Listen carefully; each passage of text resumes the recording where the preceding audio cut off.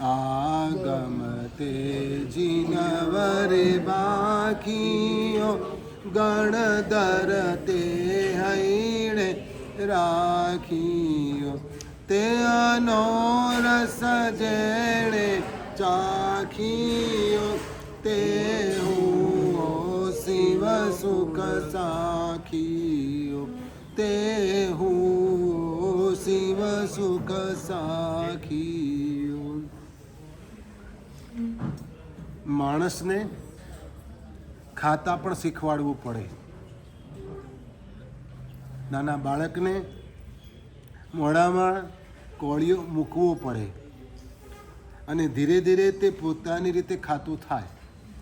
પણ એ જમે ને ત્યારે જમતી વખતે એને ક્યારેક ક્યારેક વચ્ચે ટોકવો પડે કે આ રીતે ન ખવાય, આ રીતે ન ખવાય, આમ ખવાય, આ રીતે ખવાય, આમ બધું એને કહેવું પડે. દરેક પ્રદેશમાં ખાવાની રીત, જમવાની રીત જુદી જુદી હોય. પદ્ધતિ દરેકની અલગ અલગ હોય. કોક કઈક રીતે ખાય, કોક કઈ રીતે ખાય. એક પોતાની એક સંસ્કૃતિ છે, પરંપરા છે. પણ છતાંય જ્ઞાની પુરુષોએ એના પણ ભાગ પાડ્યા છે, વર્ગીકરણ કર્યું છે કે ભોજન કરવાની રીતના 5 પ્રકાર. ભોજન કરવાની રીતના 5 પ્રકાર. કેટલાક લોકો સિંહની જેમ ખાય, એક બાજુથી ખાય. કેવી રીતે ખાય? એક બાજુથી ખાય. શિવાજી એકલા હતા, જંગલમાં હતા, ભૂખ લાગી હતી અને કોક માજી એને જમાડે છે, ખીચડી બનાવેલી છે અને ખીચડી ગરમ ગરમ છે. ખીચડી ગરમ ગરમ છે અને શિવાજી તે વખતે ખીચડીમાં વચ્ચે હાથ નાખીને ખાવા જાય છે. શું કરે છે? ને દાજે છે. તે વખતે પેલા માજી એ ડોશીમાં કહે છે કે તું આ શું કરે છે? આવી રીતે ખવાતું હશે? તું તો પેલો શિવાજી જેવો છે. શું કહે છે? કે સીધો વચ્ચે જ ધાપ મારે છે. પહેલા જે બોર્ડર ઉપરના પ્રદેશો હોય ને એને જીતાય અને પછી આગળ વધાય, સેન્ટરમાં જવાય. એમ ખીચડી જો ખાવી હોય ને તો પહેલાં સાઈડ ઉપરની ધીરે ધીરે ધીરે ધીરે ધીરે ધીરે ખાતા જવાનું. એટલે હાથ બળે નહીં, જીભ બળે નહીં અને ગરમા ગરમ ખાવા પણ મળે. પણ સીધી વચ્ચે ધાપ મારો તો શું થાય? તો સિંહની જેમ ખાવું. કેવી રીતે ખાવું? એક બાજુથી ખાવું. બીજો પ્રકાર છે જેવું લીધું તેવું ખાવું. તમે ક્યાંક જોયું હશે, લારી લોકો લારી પર ખાતા હોય ને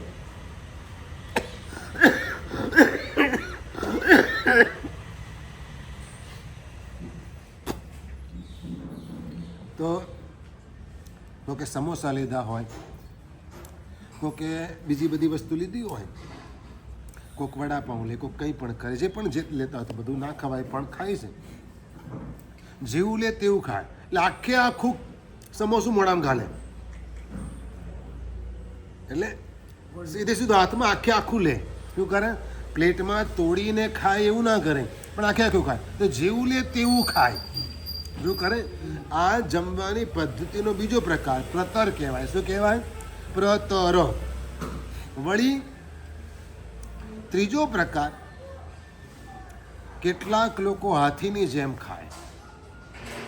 એટલે હાથીને તમે આપો ને, તમે કેળા આપો કે ઘાસ આપો કે કોઈ પણ વસ્તુ આપો, એ ખાય પણ ઉપેક્ષાથી ખાય. એને કંઈ બહુ ફરક ના પડે. ખાવાના પદાર્થ ઉપર બહુ એ ધ્યાન ના આપે, પણ ઉપેક્ષાથી ખાય. જે આવ્યું ચલો ખાવાનું છે, ખાઈ લો, વાત પતી ગઈ. આમ કેટલાક લોકો ઉપેક્ષાથી ખાય. આગળ વધીએ. ચોથો પ્રકાર કાગડાની જેમ ખાય. હવે કાગડો ચૂથીને જ ખાય હંમેશા. શું કરે? કાગડો હંમેશા ચૂથીને જ ખાય. તો કેટલાકની આવી પણ ટેવ હોય. અને આગળ વધીએ ને તો પાંચમો પ્રકાર શિયાળની જેમ ખાવું.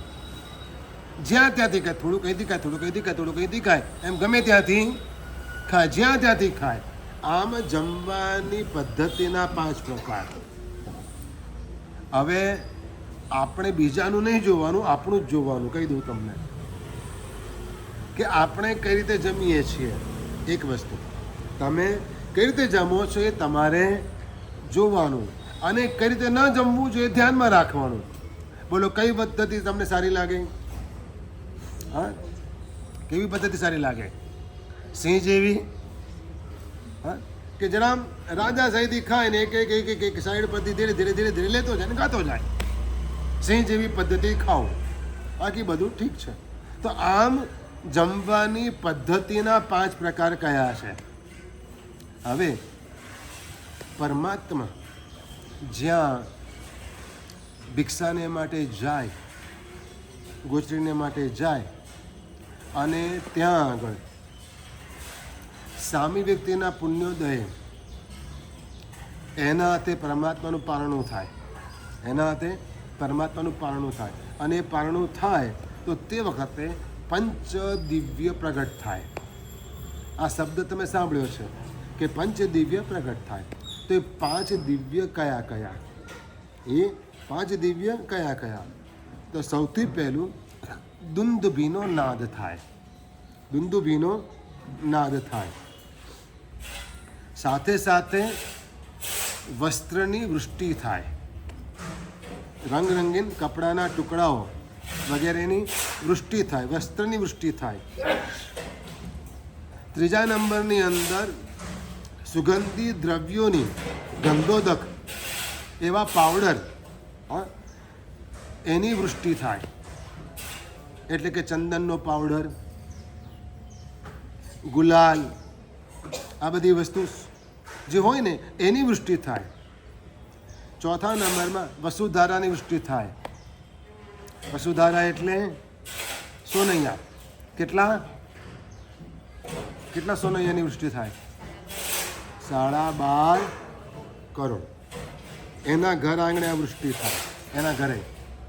અને સાથે સાથે દેવો આનંદિત થઈને ઉદ્ઘોષણા કરે, અહોદાનમ અહોદાનમ અહોદાનમ. શું? અહોદાનમ અહોદાનમ અહોદાનમ. આમ 5 પ્રકારે, આવા 5 પ્રકારના દિવ્ય પ્રભુના પારણાના પ્રસંગે પ્રગટ થાય. સંખ્યા 5ની ચાલે છે ઠાણાંક સૂત્રમાં.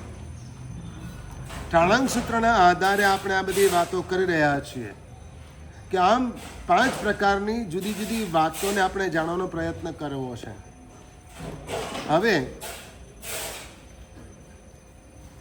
પેલાને કોને ભાઈ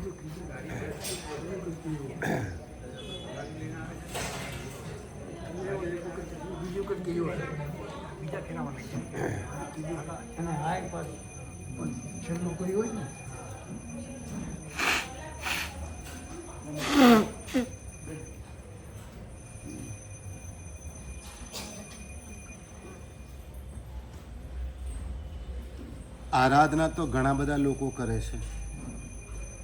ધર્મ ઘણા બધા લોકો આરાધે છે, પરંતુ ધર્મ આરાધના પાછળનો દરેકનો હેતુ અલગ અલગ હોય છે.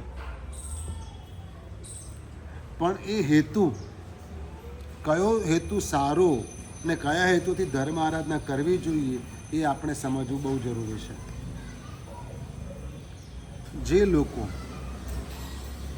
આ જન્મમાં સુખી થવાના હેતુથી ધર્મ આરાધના કરે ને તો એ 20 અનુષ્ઠાન કહેવાય.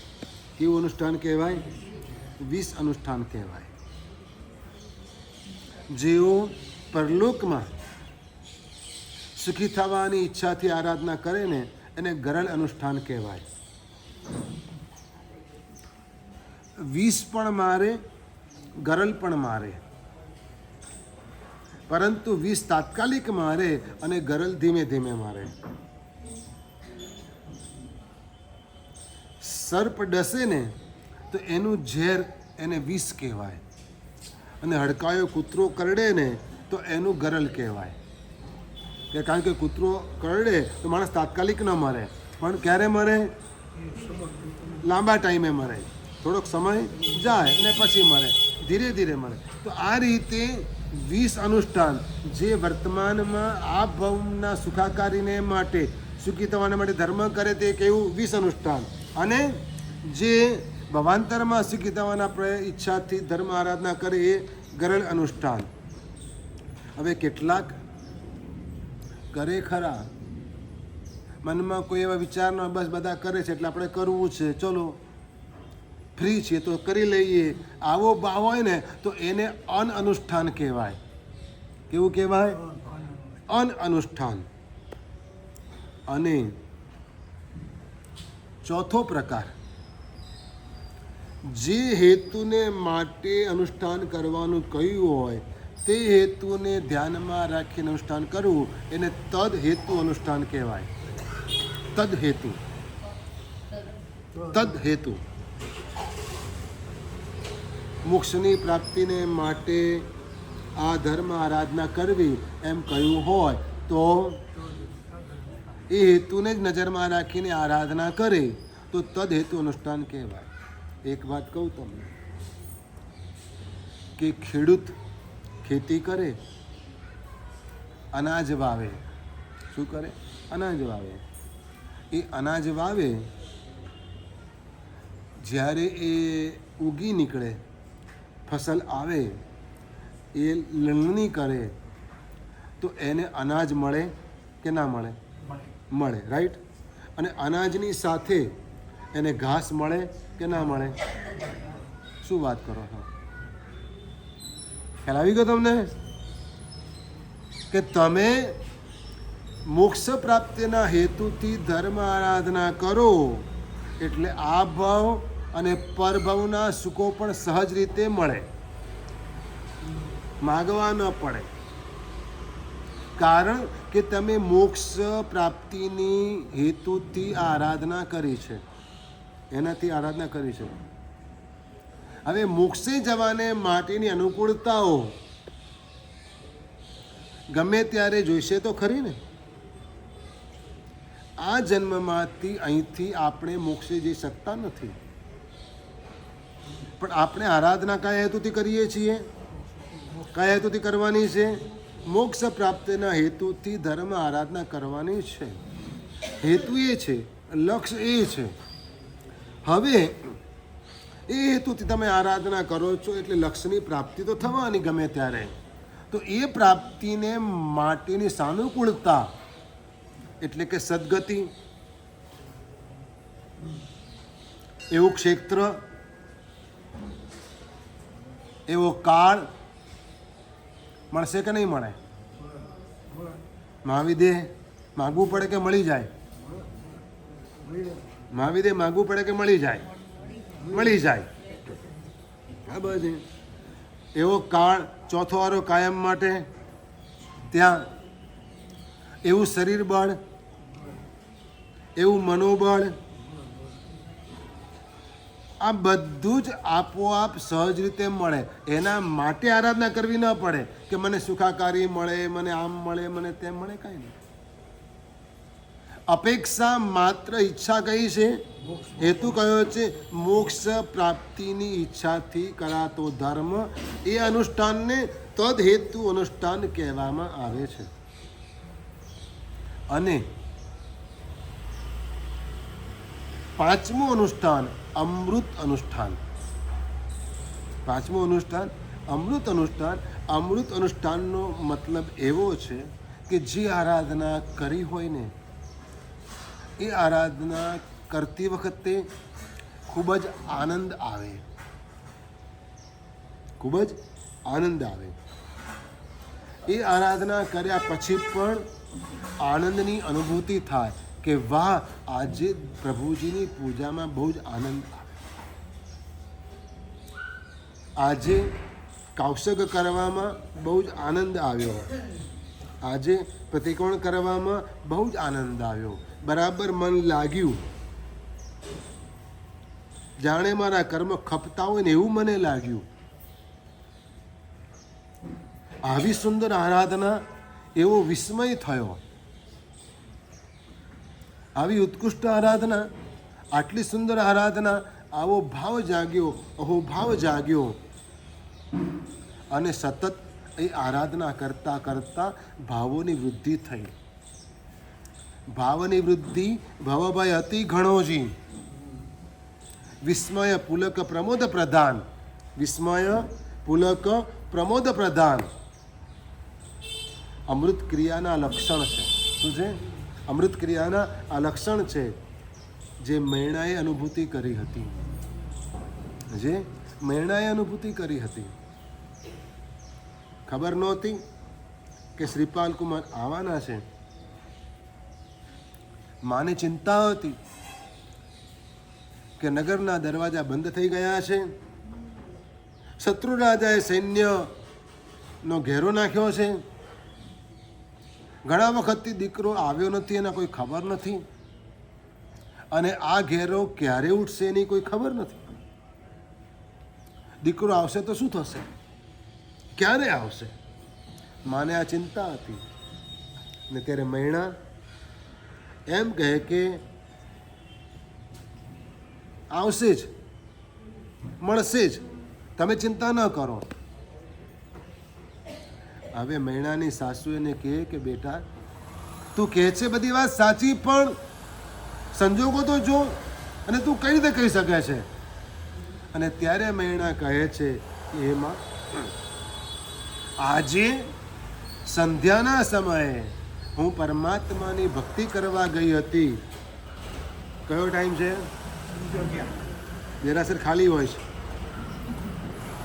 આવજો એ ટાઈમે. કારણ કે એવા ટાઈમે પરમાત્મા તમને પર્સનલ એપોઇન્ટમેન્ટ આપશે.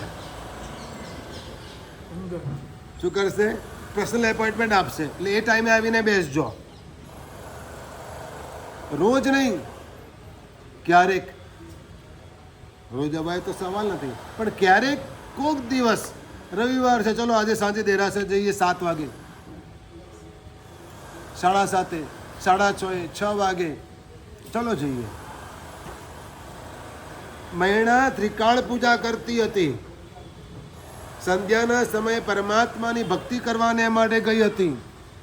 સંધ્યાના સમયે કરવાનું શું હોય? અંગ પૂજા તો કરવાની હોય નહીં, અગ્ર પૂજા ને ભાવ પૂજા કરવાની હોય. તે વખતે મૈણા એમ કહે છે કે આજે પૂજામાં એવો રે ભાવ આવ્યો રે, મને સુહામણોજી, મનને આનંદ થાય એવો ઉત્તમ પૂજાની અંદર મને ભાવ આવ્યો છે. બીજા રે ખોજે કોણ પ્રમાણ? બીજું કોઈ પ્રૂફ મારી પાસે નથી, કોઈ ખાનગી મેસેજ મને મળ્યો નથી, કોઈ ગુપ્તચર આવીને ખબર આપી ગયો નથી, પણ મને પરમાત્માની પૂજા કરતા કરતા એવો અનુભવ થયો છે કે ચોક્કસ એ આવવા જોઈએ. અને ત્યાં બારણે ટકોરા પડે છે. યશોવીજી મહારાજા શ્રીપાલ રાજાના રાસના આ પાછલા ભાગની અંદર આ જે ઘટના ઘટી એ કઈ રીતે ઘટી, કઈ પ્રક્રિયા થઈ, એનું વર્ણન કરતા અમૃત ક્રિયાની વાત કરે છે કે આને અમૃત ક્રિયા કહેવાય. ક્યારેક આ ફીલ કરજો. શું કરજો? આરાધના કરતા કરતા ક્યારેક આ ફીલ કરજો કે મારા જીવનમાં કોક વાર અમૃત ક્રિયાની અનુભૂતિ થાય, મને આરાધના કરતા કરતા ખૂબ જ આનંદ આવે, વિસ્મય થાય, અહોભાવ જાગે. વગર કારણે કંઈ પણ યાદ આવ્યા વગર એમને સહજ રીતે આંસુની ધારા વહી જાય. શું થાય? એમને આંસુની ધારા વહી જાય. કંઈ જ યાદ નથી આવ્યું, કોઈ દુઃખ નથી, અને છતાં પણ આનંદના આંસુ વહેતા જાય. તે દિવસે માનજો કે અમૃત ક્રિયાની અનુભૂતિ થઈ રહી છે, કંઈક અંશ અનુભવાઈ રહ્યું છે. તો આમ 5 પ્રકારના અનુષ્ઠાન કહેવામાં આવ્યા છે. કેટલા અનુષ્ઠાન કહેવામાં આવ્યા છે? 5 પ્રકારના અનુષ્ઠાન કહેવામાં આવ્યા છે.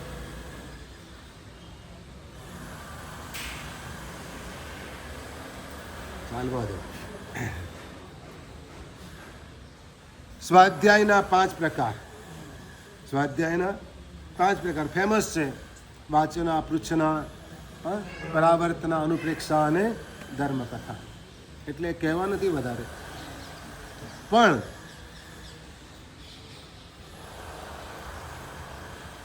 સંયમ જીવનનો નાશ કરવા વાળા 5 તત્વ.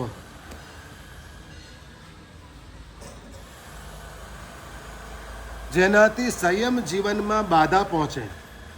સૌથી પહેલું પોતાની પ્રશંસા, સ્વપ્રશંસા. પછી એમાં માણસ ફૂલાય ને એટલે કોઈ વિવેક રહે નહીં. બીજું પરનિંદા, બીજાની નિંદા. ત્રીજું રસલાલસા. મંગુ આચાર્ય ફેમસ દ્રષ્ટાંત છે. આચાર્ય પદ સુધી પહોંચેલા હતા, પણ છતાંય દશા શું થઈ? રસ લાલસાને કારણે બધું જ ગુમાવી બેઠા. ચોથું વેદોદય. વેદોદય, પુરુષ વેદ, સ્ત્રી વેદનો ઉદય, વેદોદય. અને 5મું કસાય, ક્રોધ, માન, માયા અને લોભ. એના કારણે પણ શું થાય? સંયમ જીવનનો નાશ થાય. રત્નાકર 25ની રચના કેમ થઈ? શું હતું? લોભ હતો ને. શેને કારણે? શું સાચવી રાખ્યું હતું? એ આચાર્ય મહારાજે સાચવી શું રાખ્યું હતું? રત્નો. આને ઉપદેશ આપતા હતા અપરિગ્રહનો.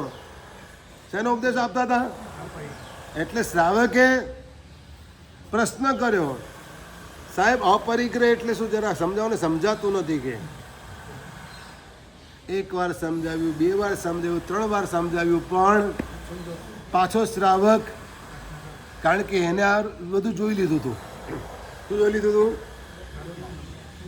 એટલે આચાર્ય ભગવાન સમજી ગયા કે આ કેમ આમ કરે છે, હા આમ કેમ કરે છે. અને ત્યારે આચાર્ય ભગવંતે એ પોટલી ફેંકી દીધી અને પછી ચાલુ કર્યું શું? મંદિર છો મુક્તિ તળા. હા, રત્નાકર 25. મતલબ કે આત્મનિંદા ચાલુ કરી. એક લોભ હતો. શું હતું? લોભ હતો. તો કસાયોને કારણે શું થાય? સાધુ જીવનમાં બાધા પહોંચે. ચંડ કૌશિકના આત્માને શું હતું? ક્રોધ હતો. શું હતું? બાહુબલી મહાત્માને અભિમાન હતું. શું હતું? અભિમાન હતું.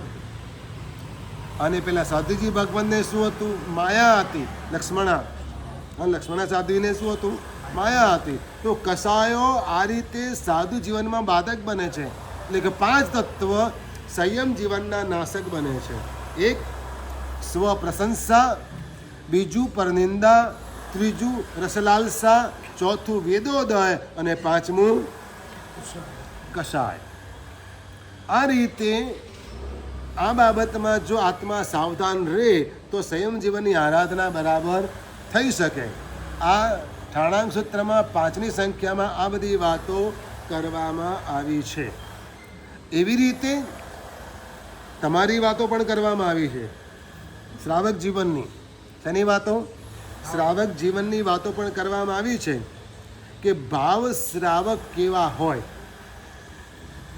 તમે દ્રવ્ય શ્રાવક કેવા? એટલા માટે કે તમે 2-4 વ્રતોનું પાલન કરો છો. 2-4 વ્રતોનું કયા કયા? સામાયિક કરો છો તે સામાયિક વ્રત છે ને. તો આવી રીતે 2-4 વ્રતોનું પાલન કરે. પૌષધ કરો છો તે પણ વ્રત છે. તો આમ 2-4 વ્રતોનું પાલન કરો છો એટલે તમે શ્રાવક તો છો, પણ દ્રવ્ય શ્રાવક કહેવાય. શું કહેવાય? દ્રવ્ય શ્રાવક કહેવાય. તો ભાવ શ્રાવકના લક્ષણ કયા? ક્રિયાગત લક્ષણ જે આપણે પારખી શકીએ.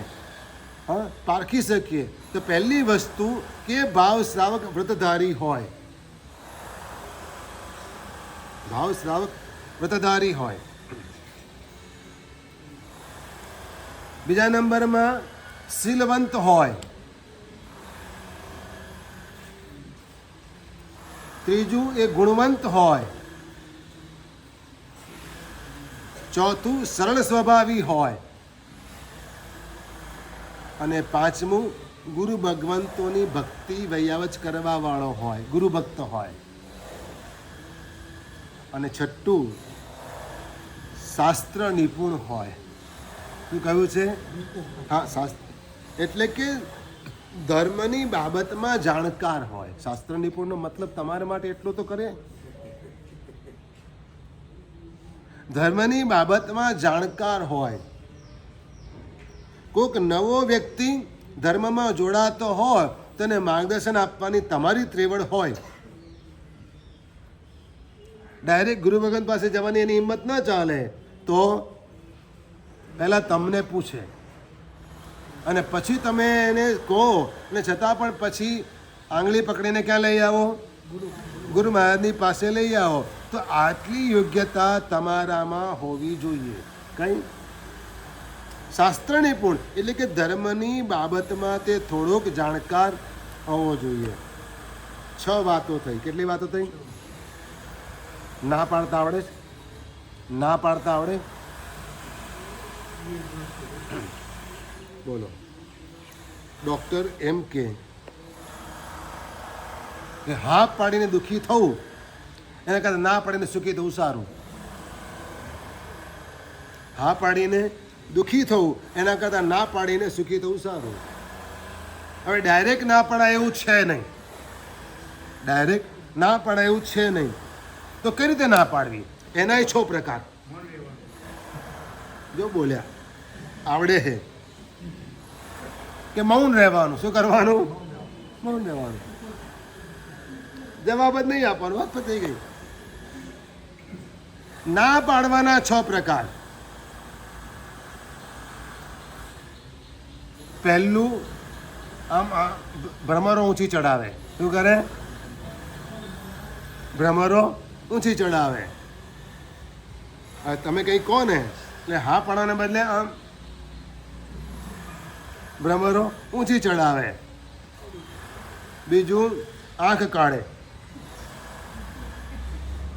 ડાયરેક્ટ ના નથી પાડવી, પણ પહેલું રિએક્શન શું આવે કે આ તમને શૂટ નથી થતું, તમારે કરવું નથી, એટલે આવું કંઈ કહે તો તમે શું કરો?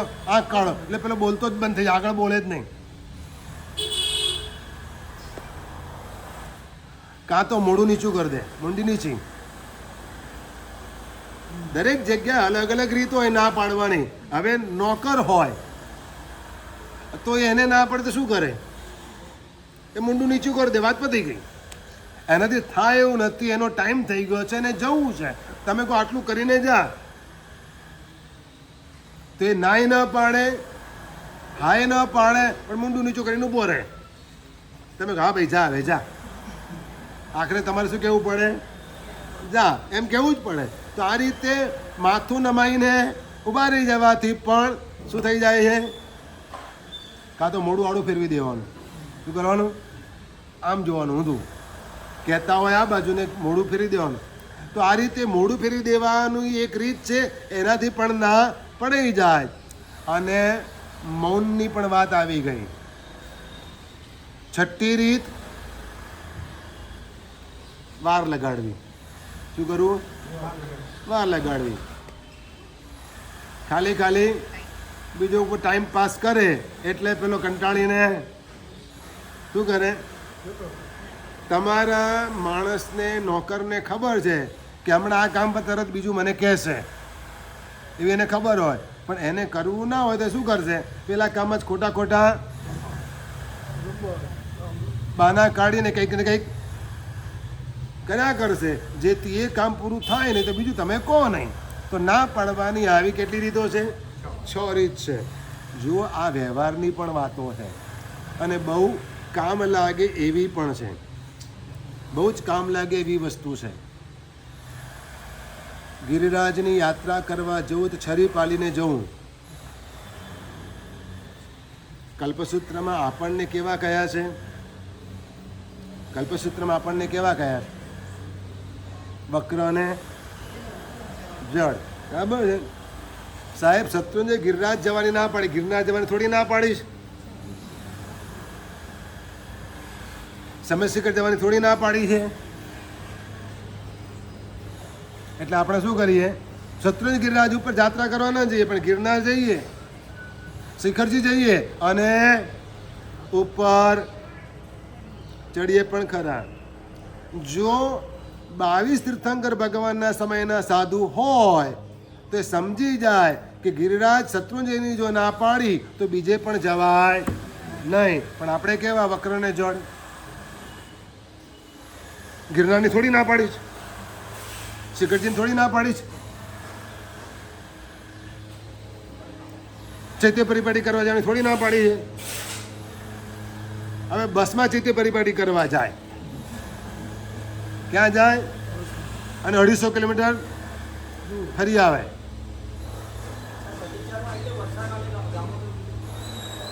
સીધી વસ્તુ છે. અતિચારમાં પણ આવે છે. કૃષ્ણ મહારાજ રાજસભા નહોતા ભરતા કે સભા ભરે તો બધાએ આવવું પડે, તો વિરાધ ના થાય, જીવહિંસા થાય. નથી થતી? એક્સિડન્ટ ચોમાસામાં વધારે થાય કે ઉનાળામાં વધારે થાય?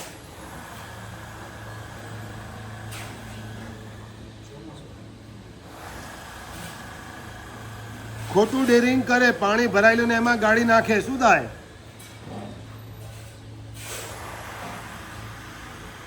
પુલ ચોમાસામાં તૂટે કે ઉનાળામાં તૂટે? ગમે ત્યારે તૂટી શકે, તૂટી શકે ગમે ત્યારે, પણ તૂટ્યો ક્યારે? હા, ચોમાસામાં ને. મકાન ક્યારે તૂટે? ગમે ત્યારે તૂટી શકે, પણ ચોમાસામાં સંભાવના વધારે છે. તો આ બધી બાબતનું આપણે ધ્યાન રાખવાનું હોય. સ્લીપ ક્યારે થવાય રોડ ઉપર? ચોમાસામાં જ ને. તો સાવધાની ક્યારે રાખવાની છે? પણ આપણે ભગવાનની આજ્ઞાનો ભાવાર્થ નહીં, શબ્દાર્થ પકડીએ છીએ. શું પકડીએ છીએ? શબ્દાર્થ પકડીએ છીએ કે આમ કહ્યું, બસ વાત પતી ગઈ. આમ તો નથી જ કહ્યું ને. એટલે આવા આપણે છીએ. શું છે? અને એટલે આપણે જે આરાધનાનું ફળ પ્રાપ્ત કરવું જોઈએ એને નથી કરી શકતા.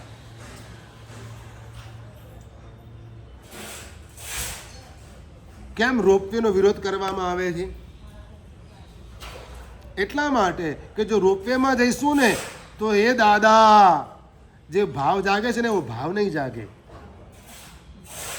એ ભાવ નહીં જાગે, કારણ ડાયરેક્ટ જ લેન્ડિંગ તમારું ત્યાં જ થવાનું.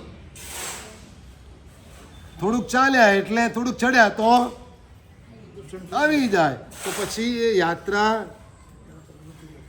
જેમ યાત્રા નહીં ગણાય એમ વાહનોમાં, ફોર વ્હીલરોમાં ગમે તે રીતે પહોંચી જવું એનાથી પણ યાત્રાના ભાવ ન આવે. છરી પાલીને યાત્રા કરવાની કહી છે. અને તો એક ડગલું ભરે. આ તો અહીં એક ડગલું અહીં ભરે, બીજું ડગલું ત્યાં. ક્યાં? કોઈ ઢાબા પર પાછો બીજું ડગલું ક્યાં હોય? કોઈ ભોજનશાળા શોધતો હોય કે હવે વચ્ચે નાસ્તો ક્યાં કરીશું? પાલીતાણા જવું છે, વહેલા નીકળી ગયા, માની લો, અથવા તો સાંજે નીકળ્યા, તો ચોવિયાર ક્યાં કરીશું? અને બધા સાથે હોય તો પછી ચોવિયાર ન કરતા હોય એ બધાને તો બધું નક્કી જ હોય કે ક્યાં ઉતરવું ને ક્યાં ઊભા રહેવું. શું વાત કરો? તો એમાં યાત્રાનું ફળ કેટલું મળે? કશું જ ના મળે. હું ઓછું મળે. ઉપરથી પાપ બંધાય, ઉપરથી પાપ બંધાય. તો સચિત્ત પરિહારી, સચિત્ત પરિહારી એટલે કે તીર્થયાત્રાએ જઈએ ત્યારે સચિત્તનો ત્યાગ કરવો. સચિતનો ત્યાગ એટલે લીલા શાકભાજીનો પણ ત્યાગ આવી ગયો, કાચા પાણીનો પણ ત્યાગ આવી ગયો. કાચું પાણી સચિત જ કહેવાય ને. યાત્રા એટલે શું ખબર પડે? આવા નિયમો સાથે તમે જાઓ ને તો શું કહેવાય? એને યાત્રા કહેવાય. અને એ યાત્રા ભવયાત્રાને તોડે. શું કરે? એ યાત્રા ભવયાત્રાને કાપે. નહીં તો એને પ્રવાસ કહેવાય. અને એ પ્રવાસ ભવનો પ્રવાસ વધારે. શું કરે? ભવનો પ્રવાસ વધારે, 4 ગતિના પ્રવાસ વધારી દેશે. એટલે સૌથી પહેલું સચિત્ત પરિહારી, બીજું એકલ આહારી. એકાસનું કરવાનું. શું કરવાનું? યાત્રાએ જાઓ ત્યારે એકાસનું કરવાનું. યાત્રાના દિવસોમાં તો દાદાના દરબારમાં બેસવાનો સમય વધારે મળે, તો પક્ષાલ પૂજા, કેસર પૂજા, પુષ્પ પૂજા બધો લાભ મળી શકે અને જાપ પણ વધારે થઈ શકે. અને આજુબાજુમાં બીજી દેરીઓમાં પણ પૂજા થાય. પણ 3 ટાઈમ ખાવાની જ પડી હોય તો સવારે નવકારસી કરીને તો ચડવાનું ચાલુ કરે. શું કરે? પાછું બપોરે જમવું એટલે 1-2 વાગે તો એ શું કરીને નીચે આવે? શું મેળવીને આવે? બરાબર. એટલે એકલ આહારી 99 કરતા હોય ને એ બધા એકાસનું કરે. શું કરે? એકાસનું કેટલા વાગે કરે? ખ્યાલ આવ્યો? એ ભલે 2 યાત્રા કરે. શું કરે? 2 યાત્રા કરે. અને 2 યાત્રા કર્યા પછી પણ એક વખત પરમાત્માની પૂજા પણ કરે. પરમાત્માની પૂજા પણ કરે અને બધી ભક્તિ કરીને શાંતિથી આવે. 2:30-3 વાગે પણ 4 વાગે પણ એકાસનું કરવાવાળા, અવઢ્યના ટાઈમે પણ પચખાણે એકાસનું કરવાવાળા હોય ને એકાસનું કરતા હોય, આરામથી થાય. 99 પાછળનો હેતુ આ છે કે ખરી યાત્રાનો લાભ મળે. શું થાય? એટલે એકલ આહારી, પાદચારી. પાદચારી એટલે કે પગપાળા જવું. યાત્રા કરવાને માટે પગપાળા જવું. ભૂમિ સંથારી, સંથારો કરવાનો, બધાને સેટી આપવાની. શું સગવડતા કરી સંગપતિએ કંઈ? શું ટેન્ટ હતા? એસી તો એસી ટેન્ટ હતા. શું હોય? સંઘમાં એસી ટેન્ટ હોય અને સેટી બધું જ સગવડતા. બહુ મસ્ત. દરેક ટેન્ટમાં પંખા હતા, ફૂલ ફેસિલિટી. ભાગ્યશાળી. આ યાત્રા છે. અમુક આવશ્યકતા હોય તે બરાબર છે, પણ અતિરેક થાય છે ને તે કેવું છે? વધારે પડતું છે. એટલે ભૂમિ સંથારી, બ્રહ્મચારી. 5મું બ્રહ્મચારી એટલે બધી જ પ્રકારની મર્યાદાપૂર્વકનો વ્યવહાર હોય. શું હોય? ચાહે ચાલવામાં, ચાહે જમવામાં, એકાસના કરવામાં કે ચાહે રહેવામાં, બધા જ વ્યવહારમાં મર્યાદા હોય. બ્રહ્મચારી. કેટલાક તો ત્યાં જ નક્કી કરીને આવે. શરીર પાલતા સંઘમાં જાય ને ત્યાં જ નક્કી થઈ જાય. 99 કરવા જાય ને તોય નક્કી કરીને આવે. એટલે 99 કરવા ગયા હતા, ઉપધાન કરવા ગયા હતા, શેને માટે ગયા હતા? કે નક્કી કરવા ગયા હતા? એટલે તમારો હેતુ આની પાછળનો સ્પષ્ટ હોવો જોઈએ. અને 6 આવશ્યક કાર્ય. યાત્રાએ જાઓ ત્યારે 2 ટાઈમ પ્રતિક્રમણ કરવાના આવશ્યક. 6 પાળંતા જેન રજાય પાતિક ભૂક્કો થાય. જે વ્યક્તિઓ, જે આત્માઓ શરીર પાલીને યાત્રા કરવાને માટે જાય, એના ઘણા બધા કર્મો તૂટે છે, ઘણા બધા કર્મ તૂટે છે. અને એટલે શાસ્ત્રકાર ભગવંતો આ રીતે માર્ગદર્શન આપે છે અને કહે છે કે આ રીતે તીર્થયાત્રા કરવી જોઈએ. હવે એક વસ્તુ કે મેં તમને કહ્યું હતું કે સાધુ ભગવંતો, સાધુજી ભગવંતો ગોચરી વાપરે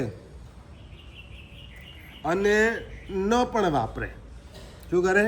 ન પણ વાપરે. તો ક્યારે કયા કારણથી ગોચરી વાપરે ને કયા કારણથી ગોચરી ના વાપરે? 6 કારણથી વાપરે ને 6 કારણથી ના વાપરે. પહેલું, ક્યારે વાપરે? તો ભૂખ સહન ન થાય ત્યારે. બીજું, વડીલોની બાળ જ્ઞાન તપસ્વી વગેરેની વૈયવચ કરવાની હોય ત્યારે વાપરે, કે બધાની સેવા કરવાની છે, મારે વાપરવું પડશે, દોડવું પડશે, એટલે વાપરે. ત્રીજું કારણ, એરિયા સમિતિનું પાલન કરવાને માટે, આંખોનું તેજ જળવાઈ રહે, એરિયા સમિતિનું પાલન થાય, એ હેતુથી વાપરે. શેને માટે વાપરવાનું તમે જુઓ, ક્યારે વાપરવાનું? ચોથું, સંયમ પાલન કરવાને માટે, સંયમ પાલન કરવાને માટે. પાંચમું, દ્રવ્ય પ્રાણ ટકાવવાને માટે. દ્રવ્ય પ્રાણ કયા? કેટલા પ્રાણ? કેટલા? 10. હા, બરાબર છે, 10 પ્રાણ. હા, તો એ દ્રવ્ય પ્રાણ ટકાવવાને માટે વાપરે. અને છેલ્લું, સંકલ્પ વિકલ્પથી બચી શુભ વિચારોમાં રમવાને માટે. ભૂખ લાગેલી હોય, અંદર આમ ગોળ ગોળ ગોળ થતું હોય, તો કેટલા વિચારો આવે ને કેવા આવે? હા, શેના આવે? શું થાય? કારણ કે આખરે છદમસ્ત જીવ છે, કર્મથી બંધાયેલો છે. એટલે આ બધી શક્યતાઓ છે, સંભાવનાઓ છે. તો આવા ટાઈમે વાપરી લે થોડું, તો શું થાય? મન શાંત થઈ જાય. નહીં તો આખો દિવસ ગોચરી ગોચરી ગોચરી, શું વાપરું શું વાપરું એમ થયા કરે. ક્યારે વાપરું, ક્યારે મળશે એમ થયા કરે, તો મન શુભ વિચારોમાં રમે નહીં, દુર્ધ્યાન થાય, કર્મબંધ થાય. એટલા માટે વાપરે. હવે ક્યારે વાપરવું ન જોઈએ? ક્યારે વાપરવું ન જોઈએ? કેમ ન વાપરે? હા, તમે પણ સમજી શકો છો, તમારા માટે પણ કંઈક લાગુ પડે છે. શું થાય? તમને પણ આ બધી વાતો લાગુ પડે છે. એટલે ટાઈમ થાય ત્યારે જમી લેવાનું, એવું નહીં. ભૂખ લાગે તો જ ખાવાનું. ભૂખ ક્યારે લાગે છે તમને? રસોઈ થઈ જાય એટલે ભૂખ લાગે છે? વસ્તુ જોઈને ભૂખ લાગે છે? ટાઈમ થાય એટલે ભૂખ લાગે છે? કે ખરેખર ભૂખ લાગે છે? ખરેખર લાગે છે? સાચું બોલો. હે? અરે ભૂખ એટલે શું એ જ ખબર નથી તમને બધાને. એટલા સુખી છો. કેવા સુખી છો કે ભૂખ એટલે શું એ જ તમને ખબર નથી.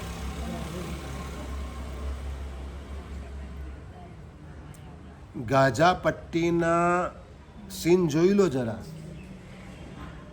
ભૂખ એટલે શું ખબર પડશે. આ ફ્રેશ વર્તમાનની જ વાતો છે. શેની વાતો છે? દુકાળની વાતો ને એ બધી વાતો નથી કરતો. પણ વર્તમાનમાં જે હાલત છે આ દુનિયાની અંદર, ગાજાપટ્ટીમાં, કે કોક હેલ્પ કરવા આવે ને તો એને પણ રોકવામાં આવે છે. ક્યાંકથી વાહનો માં બીજા દેશો સપ્લાય કરતા હોય તો એને પણ રોકવામાં આવે છે. લોકો સુધી પહોંચવા દેવામાં નથી આવતું.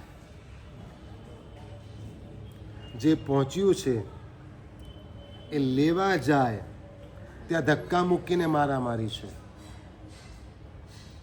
અને કાં તો તે જ લાઈનની ઉપર મશીન ગન ફેરવવામાં આવે છે કે બોમ્બ નાખવામાં આવે છે. શું થાય? ભૂખ એટલે શું એ અનુભવવું બહુ મુશ્કેલ છે. નો ડાઉટ તમે એટલા પુણ્ય કર્યા છે અને પુણ્યને કારણે તમને આ પરિસ્થિતિ પ્રાપ્ત થઈ છે કે તમને એવું ભૂખનું દુઃખ ખબર જ નથી પડતી. અને એટલે જો આ યોગ્યતા મળી હોય ને આ સ્થિતિ હોય ને તો તપ કરવું જ જોઈએ. સિદ્ધિ તપ તો કરવું જ જોઈએ.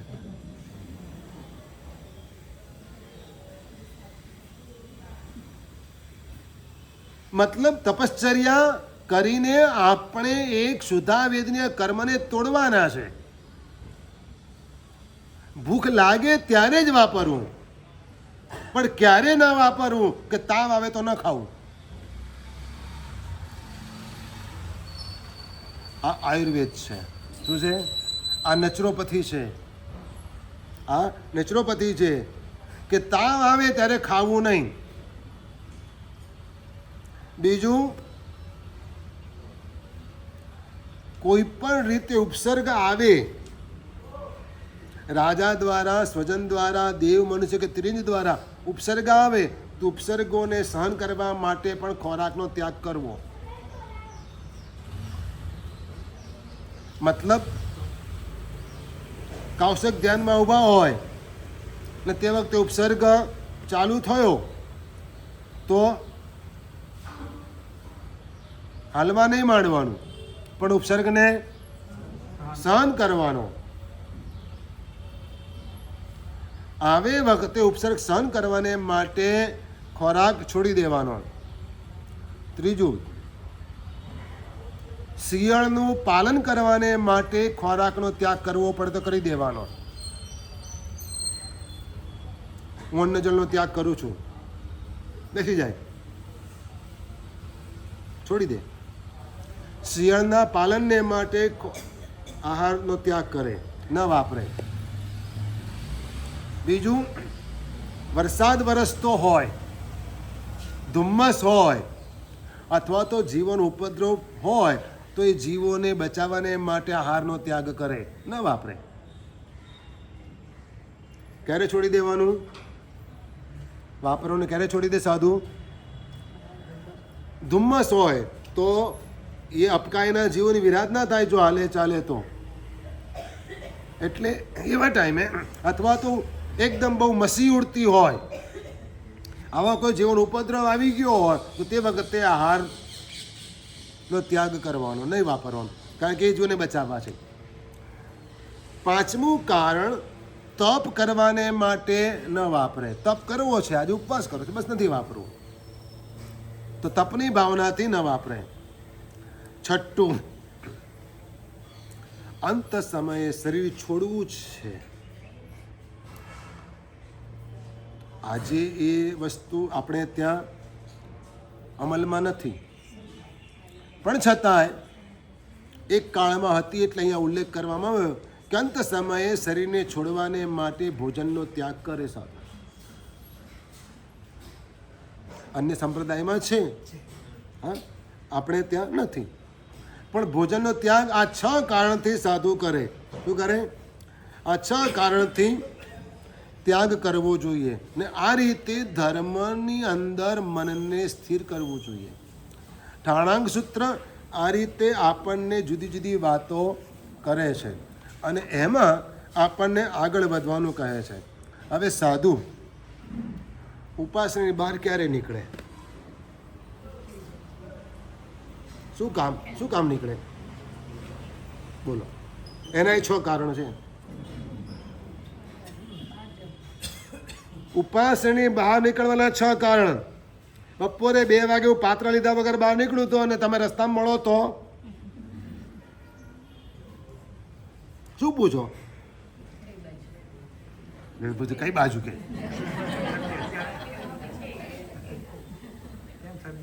હા સાહેબજી અત્યારે એમ પૂછો ને. કેમ કે તમને અમારા વ્યવહારની ખબર છે, તમને અમારા વ્યવહારની ખબર છે એટલે તમે આટલું પૂછો. બરાબર છે? તો પણ નીકળે કેમ? બોલો, નીકળે કેમ? તમારા ઘરમાંથી તમે નીકળો તો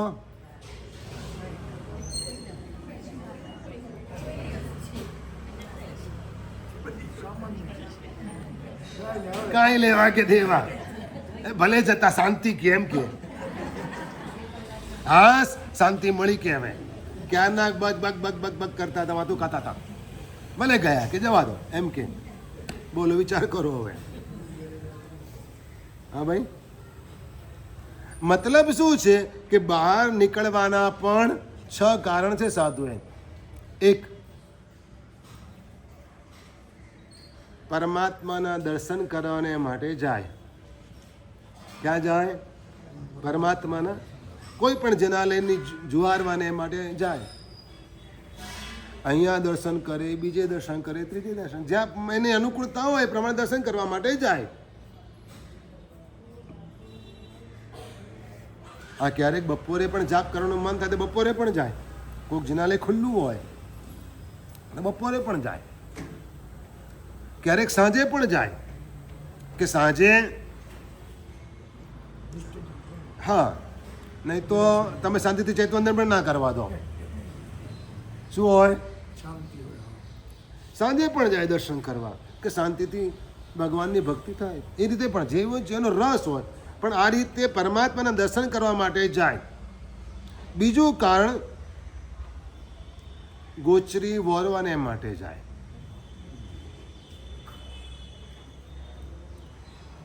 ત્રીજું કારણ, ઠંડીલ જવું હોય તો બહાર જાય. ચોથું કારણ, વિહાર કરવો હોય તો. આહાર, વિહાર ને નિહાર, આ 3 કારણ થયા. કેટલા? અને પહેલું દેવ દર્શન, આમ 4 કારણ થયા. 5મું, માતૃ જવું હોય, માતૃ પઠવું હોય તો બહાર જાય. અને છેલ્લું, ભણવા માટે જાય. ક્યાંક પાઠશાળા ચાલતી હોય તો પંડિતજી ત્યાં આવતા હોય, એક સાથે બધા સાધુ સાધુનો પાઠ થતો હોય તો. સુરતની અંદર એક પંડિતજી હતા, પ્રજ્ઞાચક્ષુ હતા. એમની દીકરીઓ પણ દીક્ષા લીધેલી અને એમની પાસે બધા સાધુ સાધુજી ભણવાને માટે જતા. આખો દિવસ શું કરતા? આખો દિવસ એમને ત્યાં સાધુ સાધુની અવર જવર ચાલુ. સવારે પણ ચાલુ, નવકારથી પહેલાં પાઠ ચાલુ થઈ જાય કોક વાર, પછી નવકાશીનો 1 કલાક ગેપ હોય, વળી પાછો 8:30 વાગ્યાથી પાઠ ચાલુ થઈ જાય તો એ 11:30 12 12:30 સુધી ચાલે. પછી વળી પાછો 2-2:30 વાગ્યાથી ચાલુ થાય તો સાંજે 5 5:30 સુધી 1-1 કલાકના ટાઈમ આપેલા હોય, સ્લોટ ફાળવેલા હોય કે આ ટાઈમે કર્મગન, આ ટાઈમે કમ્મપૈડી, આ ટાઈમે સંસ્કૃત વ્યાકરણ, એમ અલગ અલગ જેને જે ક્લાસમાં જોડાવાનું હોય એ ટાઈમે એમને. પણ બધા પંડિતજીને ત્યાં ઘરે જતા ભણવા કરતા. પંડિતજી ત્યાં ઘરે ભણવા જતા. કેમ? કે પંડિતજીની સ્થિતિ એ બધે જાય આવે એ પોસિબલ નહોતું, અને કદાચ શક્ય બને તો ટાઈમ વધારે જાય બધે ફરવામાં, પણ એના બદલે એક જ જગ્યાએ હોય તો એટલે 2 વાગે પણ સાધુ સુધી ઉપાસની બહાર નીકળે કે ન નીકળે? કેમ? કે ભણવા માટે. શેને માટે? જ્ઞાનની પ્રાપ્તિને માટે, વિદ્યાની પ્રાપ્તિને માટે ઉપાસની બહાર નીકળે. એમ 6 કારણથી સાધુ ઉપાસની બહાર નીકળે. ભાગ્યશાળી ઘણો ખજાનો છે. શું છે? ખજાનો છે. ઠાણાંગ સૂત્રમાં આવી અનેક વાતો કરવામાં આવેલી છે. નાગદત્તને ચેલેન્જ મળી છે. હા, એ કહે છે કે લાવ તારા સાપ સાથે મને રમવા દે. પેલો ના પાડે છે. ગામના લોકો સાક્ષી તરીકે રહે છે અને પેલાને એ રીતે બાંધ્યો કે જો ભાઈ મારા સાપ તને ડસ્યા, તને કંઈ થયું તો મારી જવાબદારી નહીં. ગામના લોકો પણ સાક્ષી તરીકે રહ્યા કે આ મારી પાસે જે આ 4 સાપ છે ને બહુ ભયંકર છે. શું છે? બહુ ભયંકર છે. કરડે ને, એક જો પહેલો સાપ કરડ્યો ને તો માણસ લાલ પીળો થઈ જાય, રાડા કરવા માંડે, જરા પણ કોઈની વાત સાંભળે નહીં, બૂમા બૂમ કરી મૂકે. અને એની સામે જુઓ તો તમને ડર લાગે એવો થઈ જાય. આ સાપ એટલો ખતરનાક છે. બીજો સાપ કરડે ને તો માણસ રાજાપાઠમાં આવી જાય અને હું જ કરવા માંડે. શું કરવા માંડે? હા. અને ત્રીજો છે ને એ નાગણ છે. શું છે? એ નાગ નથી પણ એ નાગણ છે. એ ડસે ને તો આ માણસ શું કરે ક્યારે ને એને ક્યારે શું કરે એની કશી ખબર નહીં પડે.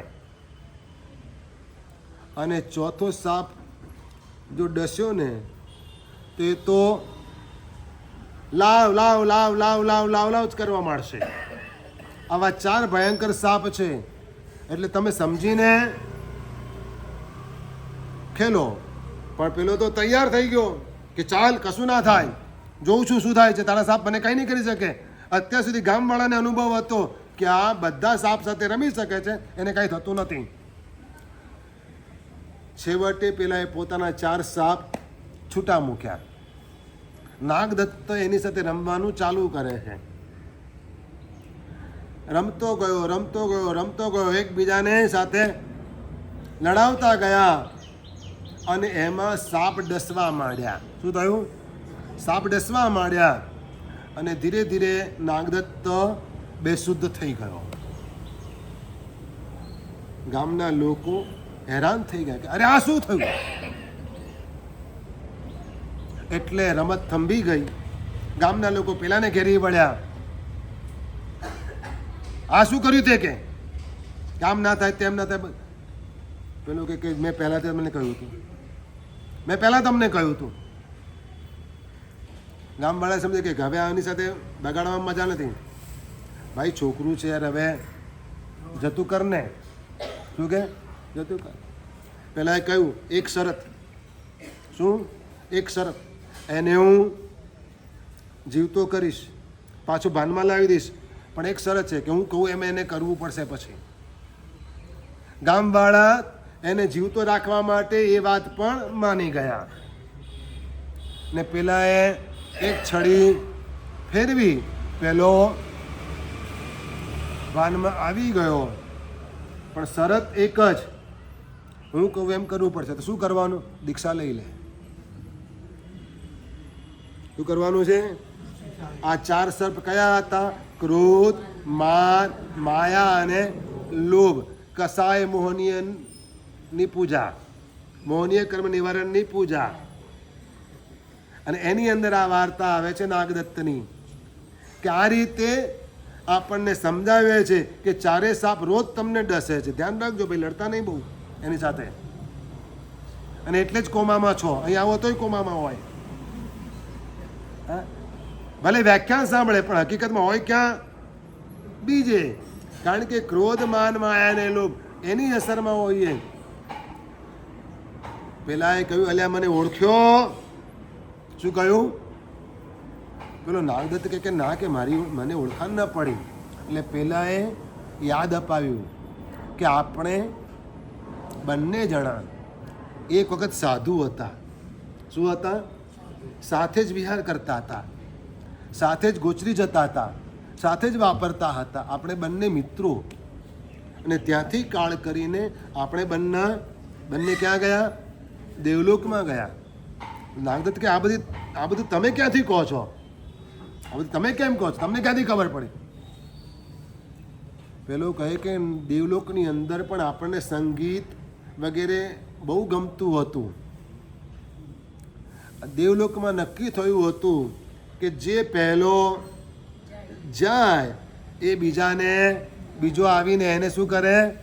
પ્રતિબોધ કરે. હું વસુદત્ત. શું કહે છે? હું વસુદત્ત. હું તને પ્રતિબોધ કરવા માટે આવ્યો છું, જગાડવા આવ્યો છું કે જાગ, આ સંસારમાંથી બહાર નીકળ, આ કસાયોને જીતવાને માટે આવી જા મેદાનમાં. કે ત્યારે પેલાને નાગદત્તને જાતિસ્વરૂપ જ્ઞાન થયું અને અંતે સંયમના માર્ગે એણે પ્રયાણ કર્યું. તો આ રીતે કસાયોને જીતવા જોઈએ અને એનાથી બચવા માટે પ્રયત્ન કરવો જોઈએ.